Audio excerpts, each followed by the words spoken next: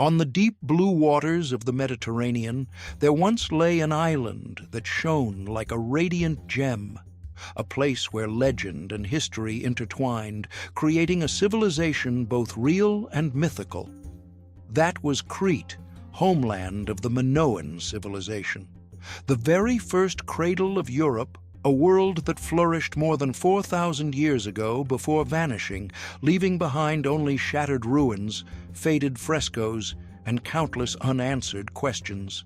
The Minoans left no chronicles in words, but their vivid paintings, magnificent palaces, and myths passed down through the ancient Greeks transformed them into one of the most enigmatic civilizations in history.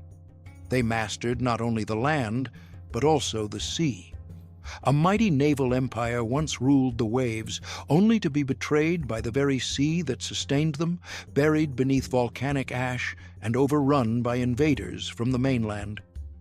Was it here, within the winding corridors of Knossos, that the legend of the Minotaur and the endless labyrinth was born? Could it be that the Minoans themselves were the lost Atlantis, described by Plato? Tonight, let us journey back through time to legendary Crete, where the Minoan civilization wrote a chapter of history both glorious and tragic, before quietly dissolving into the shadows of the past. Part 1. The Origins of the Minoans. On the Aegean Sea, where white-crested waves lap against the rugged shores of Crete, a civilization once rose as if by miracle. We call them the Minoans, but in truth, that name was never their own. It came thousands of years later, when a British archaeologist, Arthur Evans, first uncovered the vast ruins buried beneath earth and stone, believing he had found the kingdom of King Minos, the mythical ruler of Greek legend. Yet before Evans's spade struck the ground, this civilization had nearly vanished into the mists of history. Crete, the largest island of Greece, has long occupied a strategic position between three continents, Europe, Asia, and Africa. Because of this, it became a bridge of cultures, receiving influences from Egypt, Mesopotamia, and Asia Minor.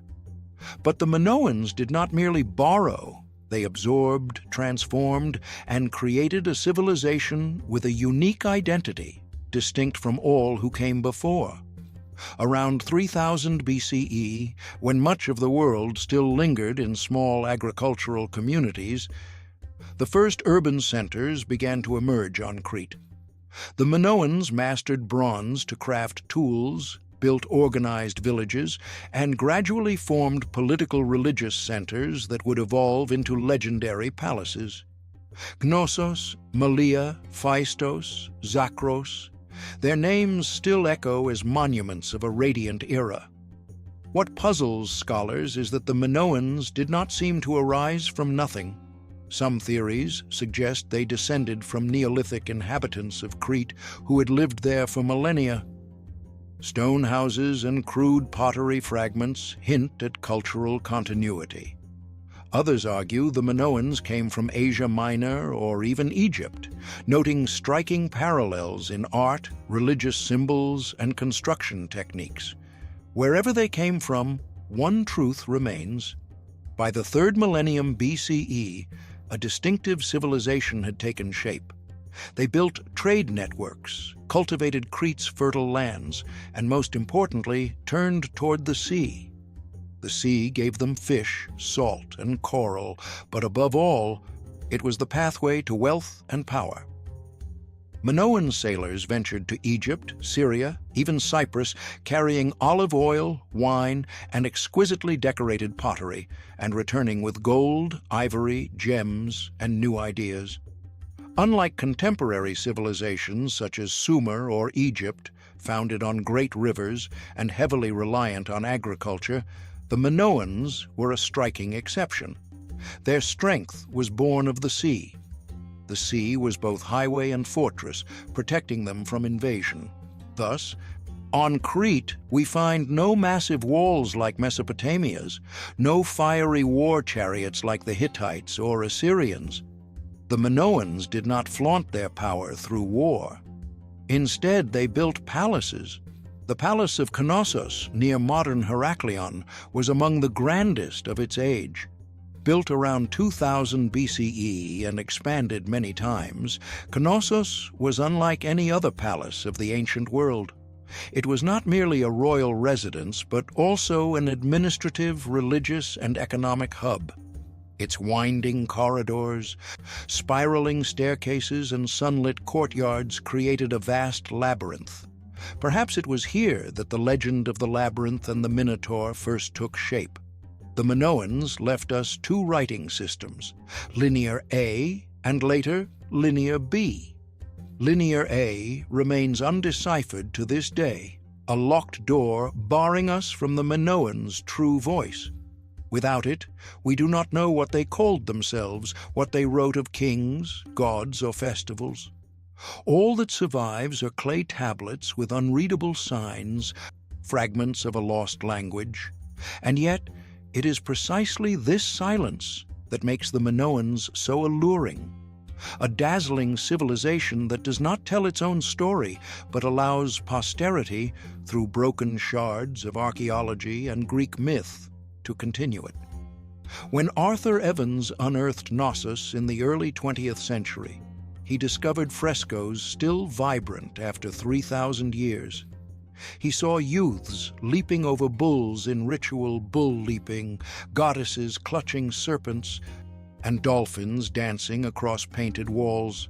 He named them Minoan, for everything recalled King Minos, the builder of the labyrinth. But perhaps that name was unjust, for truly we do not know who they were. Still, to step into Knossos and gaze upon those frescoes is to realize one thing. This was no small community. This was a civilization, a people who cherished art, celebrated life, and harnessed the sea to rise to greatness.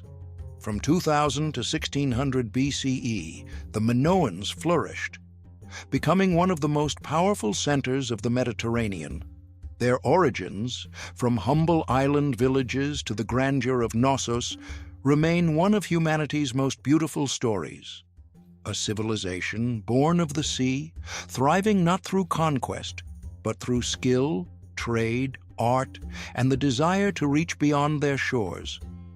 Listen closely to the whispering winds of Crete, and you may hear the tale of those who transformed this island into the heart of a civilization. They built no fortress walls, but homes filled with light. They left no monuments of conquest, but frescoes bursting with color. In many ways, the Minoans were the artists of the Bronze Age, shaping a world where beauty and refinement stood equal to power. What astonishes scholars is how early the Minoans achieved complex social organization. Palaces like Knossos were not isolated buildings, but entire urban systems with meeting halls, storerooms, workshops, even drainage systems, innovations absent in many contemporary civilizations. Archaeologists have found terracotta water pipes, flushing latrines, and evidence of planned layouts. Crete was not just an island of beauty, it was a civilized island city, millennia ahead of its time. The origins of the Minoans were also entwined with religion. Small clay figurines reveal a recurring image, the mother goddess, often shown holding snakes. For the Minoans, snakes symbolized not evil, but rebirth, the vitality of the earth, and immortality. Their faith was deeply tied to nature, fertility, and the cycles of life. Women may have held high, even central roles in society. Some scholars even call the Minoans Europe's first matriarchal civilization. Yet mysteries remain. The Minoans left abundant artifacts, but little clarity about their political structure. Did they have a single all-powerful ruler like Egypt's pharaoh, or a council of elites? Was Knossos truly a royal palace, or primarily a ceremonial center? To this day, no definitive answer exists. But one thing is certain, The Minoans built an order strong enough to preserve internal peace for centuries and dynamic enough to extend their influence across the Mediterranean. Walking along Crete's coast today, one still sees the gleaming white cliffs facing the azure Aegean. 4,000 years ago, that same site nurtured a people who believed the sea itself protected them. They built no fortresses, no citadels, perhaps trusting that their navy and island's isolation would shield them. And perhaps, deep in their consciousness, the true threat was never foreign invaders, but the invisible forces of nature: earthquakes, volcanoes, and the sea itself. That is the paradox of Minoan origins, a brilliant civilization that placed too much faith in the sea. The sea raised them to greatness, but in its fury, it also sowed the seeds of their downfall. When we gaze upon the fragments of their past, the dolphin-painted vases, the faded walls alive with festivals, we realize the Minoans were not just merchants growing rich on trade. They were storytellers in art. From their beginnings, they shaped a civilization unlike any other, one born of the sea, sustained by commerce, bound by faith, and immortalized in beauty. And so, the first stones were laid, opening the initial chapter in the Minoans' glorious journey, a journey that would carry them from a small island to mastery of the seas. Yet even in these beginnings, the shadow of destiny lingered, for every civilization born also carries within it the seeds of decline. Part 2. The Golden Age: Society, Culture, and Art. If the origins of the Minoans tell the story of a people who harnessed the sea to rise, then their golden age was the moment they reached their fullest brilliance, a time when the entire Mediterranean turned its gaze toward Crete, the shining star of the Aegean. From around 2000 to 1450 BCE, the Minoan civilization entered its era of splendor, marked by magnificent palaces, vibrant frescoes, mysterious religious rites, and a society more complex than ever before. Imagine stepping into the palace of Knossos at dawn. Sunlight pours through skylights, casting its glow upon walls painted red, gold, and blue. Frescoes depict youths vaulting over the backs of bulls, fleets of ships riding the waves, princesses in intricately layered gowns. The atmosphere here feels far removed from the heaviness of Egypt's pyramids or the solemnity of Mesopotamia's ziggurats. Knossos was no tomb, but a living center where citizens, merchants, artists, priests, and nobles moved in harmony. What set Minoan society apart was the striking role of women. Frescoes show them at festivals, in religious rituals, even in athletic activities. Minoan women wore flounced skirts with exposed chests, an image that shocked early 20th century scholars, yet reflected the freedom and authority women held. The snake goddess, one of Minoan religion's most important symbols, further highlights the sacred feminine in their culture. Some historians even suggest Minoan Crete may have been a matriarchal society, where women played central roles in spiritual life. Minoan society could be divided into classes. At the top were rulers, perhaps a king, a queen, or a council of nobles, though debate continues. Below them were aristocrats, wealthy merchants, priests, and artisans. The majority were farmers and craftsmen, yet unlike many civilizations of their time, the Minoans seemed to place little emphasis on warfare. Few traces of soldiers, fortifications, or weapons have been found. This has led to the theory that Minoan society was outward-looking, focused on trade and culture rather than conquest. Their art reflects this spirit most clearly. The frescoes of Knossos do not show battles, but festivals, nature, and the sea. Dolphins gliding through waves, lilies blooming, seabirds in flight, all celebrate the Minoans' love of nature and their bond with the ocean. Their art is full of vitality, color, and humanity. It was not meant to glorify power, but to exalt life itself. Religion was equally rich. Alongside the snake goddess stood the labyrinth, the double axe, a symbol found everywhere, on walls, pottery, and in rituals. It may have represented power, life, or the storm god. Within palaces, there were likely chambers devoted to sacrifices. Major festivals were often linked to bulls, the Minoans' sacred animal. The famous bull leaping may have been a ritual of fertility, strength, or even a religious trial. No account of the Minoan Golden Age would be complete without their palatial architecture. Knossos, Phaistos, Malea, and Zakros formed the four great centers. Each palace was a sprawling labyrinth with hundreds of rooms, staircases, storerooms, and halls. They were not only royal residences, but also administrative and religious hubs. Palaces may have served as places to collect tribute and redistribute goods. Such prosperity fueled the flourishing of art, craftsmanship, and trade. Daily life, too, was vibrant. The Minoans farmed barley, olives, and grapes, crafted pottery, jewelry, and bronze tools, and traded goods across the seas. Their tables may have held wine, olive oil, fresh fish, and bread, foods still familiar in today's Mediterranean. They likely gathered for grand feasts where instruments played, dancers spun, and drums and lyres echoed into the night. Perhaps the greatest difference between the Minoans and other civilizations was their refusal to make war the centerpiece of society. Egypt carved reliefs of pharaohs crushing enemies. Mesopotamia recorded battles on stone steles. The Minoans painted dolphins and lilies. It raises the question, in their golden age, had they discovered a way of life rooted in peace, where the sea and trade brought prosperity without conquest? Their brilliance extended beyond Crete. The Minoans spread their influence across the Aegean islands.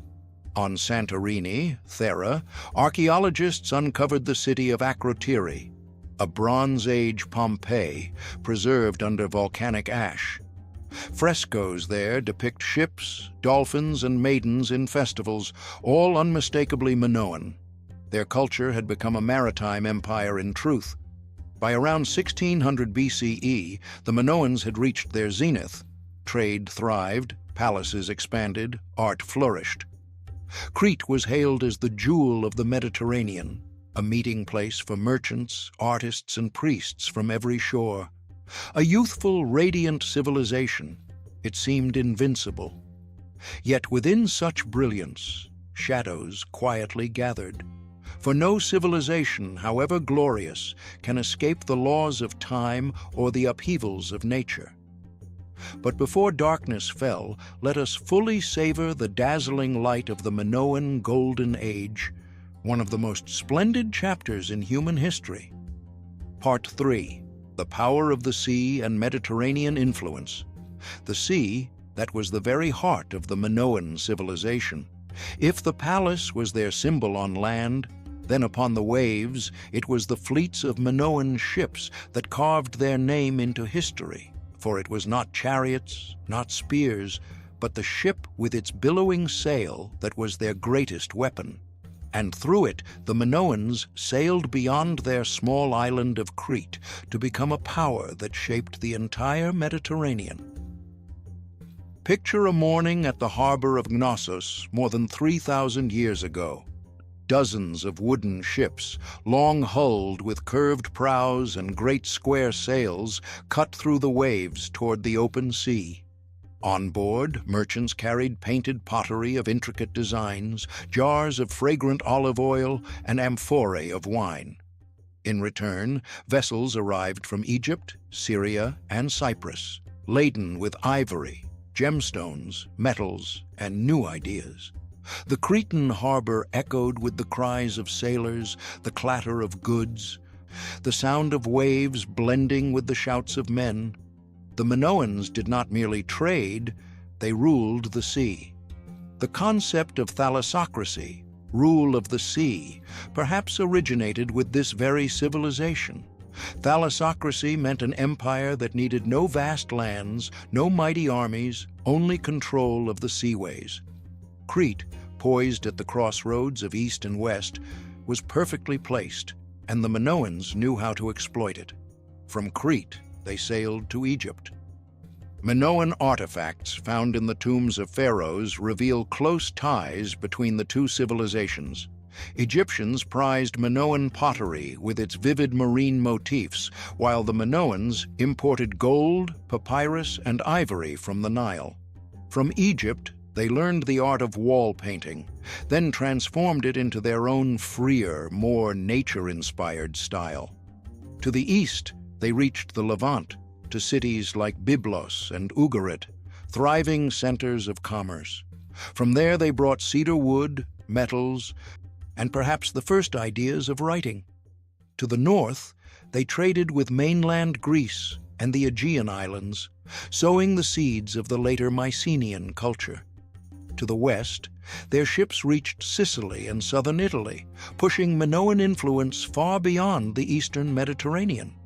Curiously, for centuries, there is no clear evidence of large-scale invasions of Crete. Perhaps the Minoan navy was strong enough to deter any foe. Their fleets may have patrolled the seas, controlling trade routes and safeguarding their island.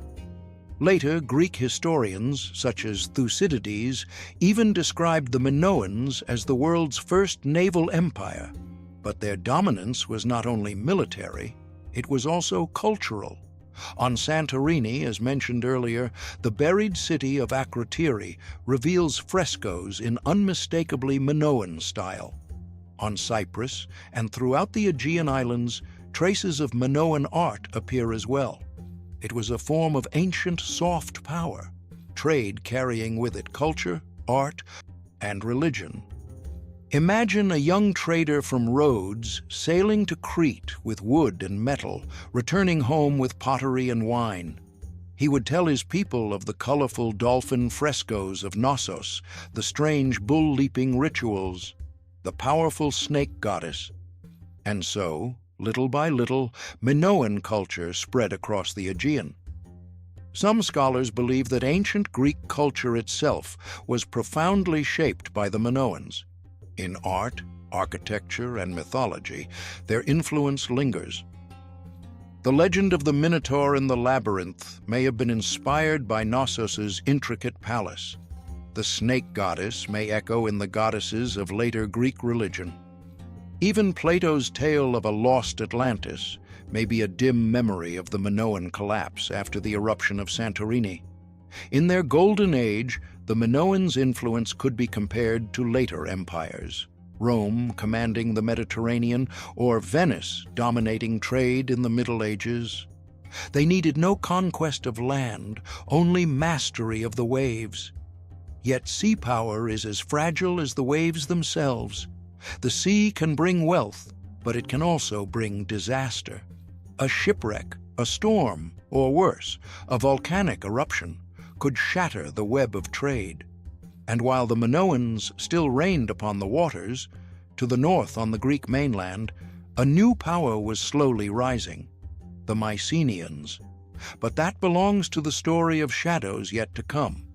For now, imagine Crete as a glittering jewel at the heart of the Mediterranean.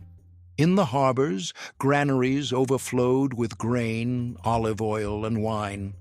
In the palaces, music echoed through festival halls.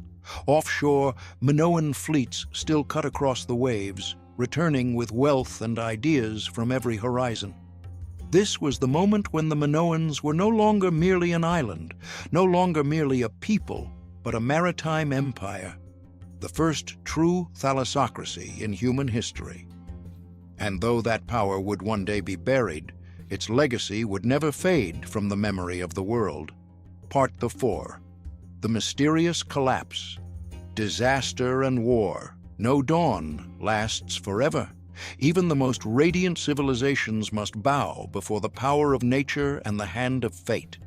For the Minoans, decline did not arrive in a single battle, but through a chain of disasters, natural cataclysms, social upheaval, and finally, invasion. Together, these forces dragged a once glorious civilization into the abyss of oblivion. Historians often point to one fateful event, the eruption of Santorini, also called Thera, in the 16th century BCE.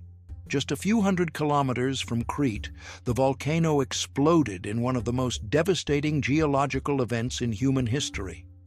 Its power equaled hundreds of atomic bombs. Ash and smoke darkened the Mediterranean skies, while tsunamis dozens of meters high crashed into the coasts, sweeping away ships, harbors, and perhaps entire coastal towns of Crete. At Crete on Santorini, archaeologists uncovered a Minoan city buried beneath volcanic ash, frozen in time, much like Pompeii centuries later. Houses rose 3 stories high, frescoes still shone with vibrant colors, yet no human remains were found. Perhaps the inhabitants had time to flee. This suggests that the Santorini disaster was not a single fatal blow, but a cascade of calamities. Tsunamis crippled the fleet. Ash blighted the fields, trade routes faltered. Gradually, the sea-based economy of the Minoans began to collapse. But nature was not their only enemy. After Santorini, Crete descended into instability. Palaces once resplendent went up in flames. Buildings were destroyed, then rebuilt. Some historians see signs of civil war or social unrest.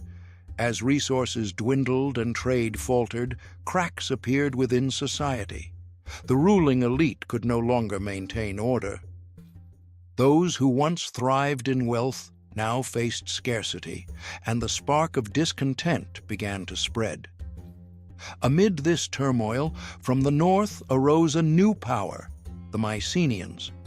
From mainland Greece, they were a warlike people, building fortified citadels and powerful armies. Unlike the art-loving, sea-bound Minoans, the Mycenaeans lived by conquest. By the 15th century BCE, they began extending their reach toward Crete. Archaeological evidence shows that after 1450 BCE, many Minoan palaces were destroyed. Knossos, the heart of Crete, fell into Mycenaean hands. Inscriptions in Linear B, the script of the Mycenaeans, replaced the undeciphered Linear A. This was clear proof not only of conquest, but of cultural domination.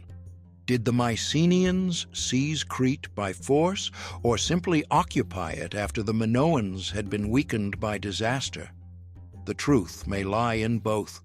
The eruption robbed the Minoans of their fleet, their trade, their stability. Internal unrest consumed them. Their palaces burned. And then the Mycenaeans struck the final blow. The death of Minoan civilization was not a single explosion, but a slow fading. After 1400 BCE, Crete was still inhabited, and Knossos lingered for a time, but the Minoan spirit had vanished. Linear A was gone, replaced by Linear B. The exuberant, life-filled art disappeared, replaced by the warrior imagery of Mycenae. A society that once celebrated peace and revered women gave way to a militaristic, male-dominated order. Some scholars believe that the memory of Santorini's eruption and the fall of the Minoans inspired the legend of Atlantis. Plato told of a wealthy, mighty island that vanished into the sea in a single day and night. Crete, home of the Minoans, rulers of the sea until undone by a volcano, fits the tale all too well. Whatever the cause, disaster, civil strife, or invasion, the fact remains. A civilization once hailed as the master of the seas disappeared. The frescoes remain, but the feasts, the festivals, the bull-leaping rituals, all are gone, lingering only as echoes. The Minoans sank into history's shadows, yielding their place to the Mycenaeans and later to classical Greece. Thus, the end of the Minoans stands as history's starkest reminder of the fragility of civilizations. They could build magnificent palaces, command the sea, and create radiant art. Yet a single eruption, a single stronger foe, could sweep it all away. That is the eternal lesson the Minoans leave us. Part 5. The Legacy, from Myth to Modern Times. When a civilization vanishes, what remains is not only broken walls and shattered pottery. What remains is memory. Memory in myth, in the culture of those who followed, and in our own imagination as we look back upon the past.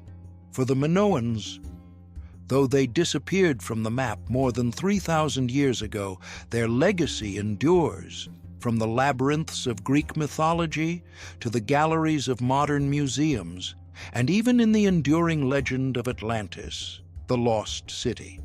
If we ask, what did the Minoans leave to humanity? The answer lies not only in the stones of Knossos, but in the stories preserved by ancient Greece. Within the treasure chest of Greek myth, the shadow of the Minoans is etched clearly. King Minos, the very name Arthur Evans used to label the entire civilization, was the mythical ruler of Crete, son of Zeus and Europa, builder of the labyrinth to imprison the Minotaur, the half-man, half-bull beast. That labyrinth, said to be crafted by the master architect Daedalus, could be escaped only with the guiding thread of Ariadne after Theseus slew the Minotaur. In truth, the labyrinth may well have been inspired by the palace of Knossos itself, with its hundreds of rooms, winding corridors and spiraling staircases. To later Greeks, the palace's complexity seemed nothing less than a maze, and the Minotaur, half man, half bull, may have sprung from the bull-leaping rituals of the Minoans. Myth and reality once again intertwined. Not only Minos and the Minotaur, many other strands of Greek mythology carry Minoan echoes.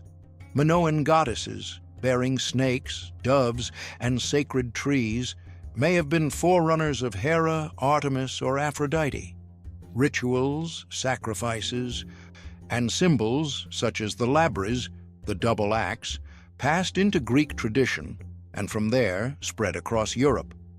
In this way, the Minoans formed a bridge between prehistory and classical Greece. Their legacy also lives in modern archaeology.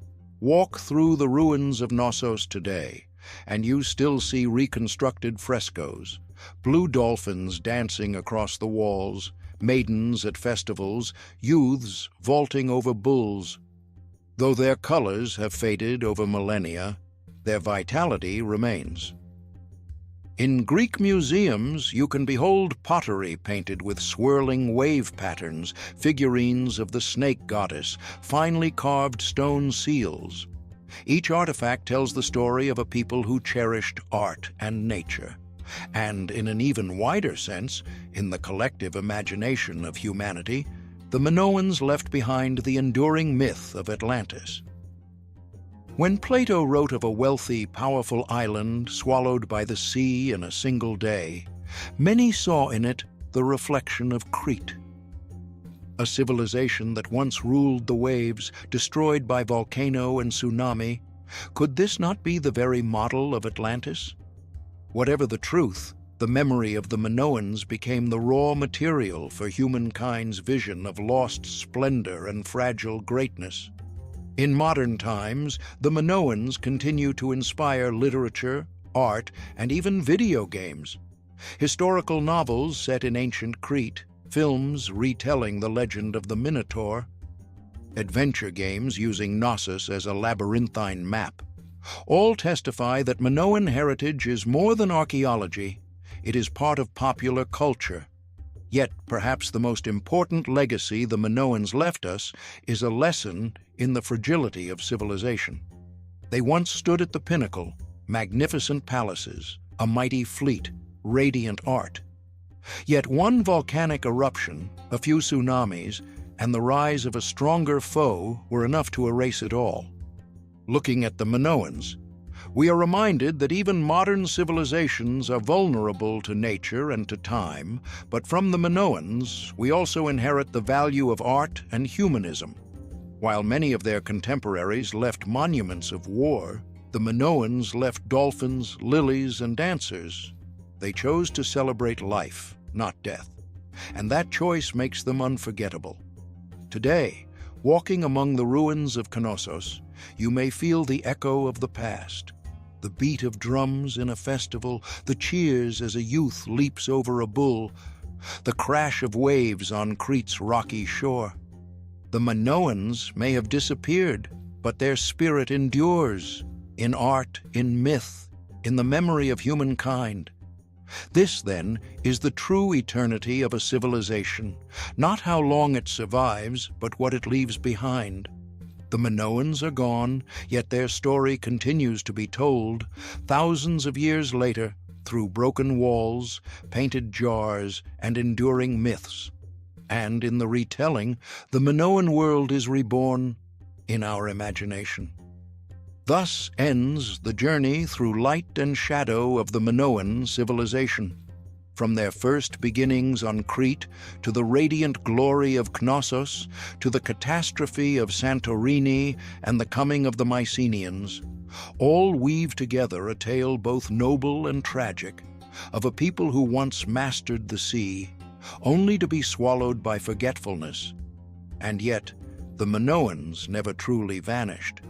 They live on in myth, in the memory of Greece, in frescoes still glowing after 3,000 years, and in the unanswered questions still buried beneath Crete's soil. Were they Atlantis? Was their snake goddess the ancestor of Greek deities? How many more secrets lie hidden, waiting to be revealed? History reminds us, no summit is eternal and no civilization immortal. But so long as their story is told, the Minoans remain among us. And if this journey has stirred your imagination, continue on with Old Man's Tales into the lost civilizations yet to come. Subscribe so you will not miss the next voyage, where another empire just as magnificent will rise once more from the shadows of history.